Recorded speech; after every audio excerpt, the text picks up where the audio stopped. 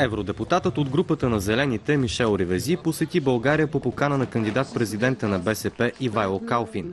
Ривези е експерт и политик с ясно отношение към проблема с шистовия газ. Именно нейните аргументи против сегашната технология преобърнаха общественото мнение във Франция.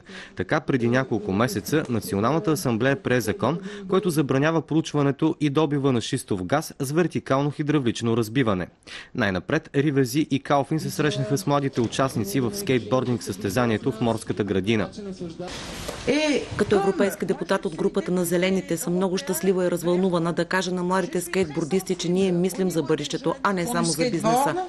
Освен френския опит в борбата срещу шистовия газ, Мишел Ривези разясни детайлно рисковете за човешкото здраве и за околната среда от технологията на хидрофракинга. Има случаи в САЩ, при които когато хората пуснат кранчето на мивката и запалят с запалките до нея, водата се възпламенява, защото метанът се изкачва нагоре и така може да възникне експлозия. Ривези разби митовете за икономическите ползи за населението от добива на шистов газ, които българското правителство упорито пропагандира. Противно на това, което се твърди, този добив няма да доведе до повече работни места, тъй като хората, които се занимават с това, са със специални квалификации, за да извършват тази дейност. Мисля, че за България е изключително важно да има такъв дебат. Вече има от юни месец разрешение за проучване в Нови пазар на правителството.